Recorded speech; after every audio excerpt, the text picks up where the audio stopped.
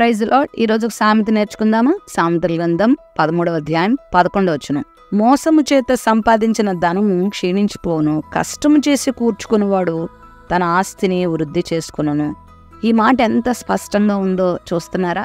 2 దారుల్లో ఎవరైనా డబ్బును సంపాదించగలరు. ఒకటి మోసం చేసి సంపాదిస్తారు, రెండోది కష్టము చేసి సంపాదిస్తారు. నాకు తెలిసి కష్టము చేసి సంపాదించిన వాళ్ళు చాలా తక్కువ మంది ఉంటారేమో, మోసం చేసి సంపాదించే వాళ్ళు చాలా ఎక్కువ మంది ఉంటారేమో.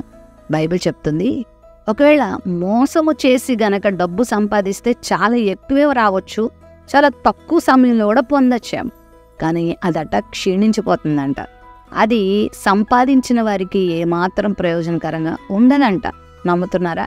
కానీ కష్టము చేసి సంపాదించుకునేవారు దాన్ని అనుభవించగలుగుతారు, దాని ద్వారా మేలు పొందగలుగుతారు. అంటే నీతితో, భయభక్తులతో, పరిశుద్ధతతో నువ్వు సంపాదించడం తప్పేం కాదు.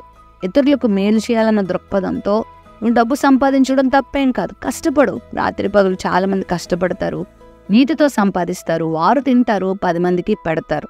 కొంతమంది మోసం చేసి సంపాదిస్తారు, వారు సరిగా తినరు, ఇతరులకి పెట్టరు, దైవికమైనటువంటి మార్గాల్లో వారు జీవించరు. తద్వారా వారు సంపాదించిన ధనం వారికి మేలుకరంగా ఉండదు.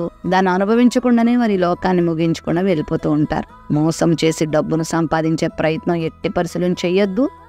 కష్టము చేసి ప్రయాసపడి నీకు దేవుడిచ్చినటువంటి పనిలో నమ్మకంగా పనిచేసి, దేవుడిచ్చినటువంటి సమయాన్ని, బలాన్ని, శక్తిని నమ్మకంగా వినియోగించి కష్టపడితే దేవుడు కూడా తోడుంటాడు, దాన్ని ఆశీర్వదిస్తాడు.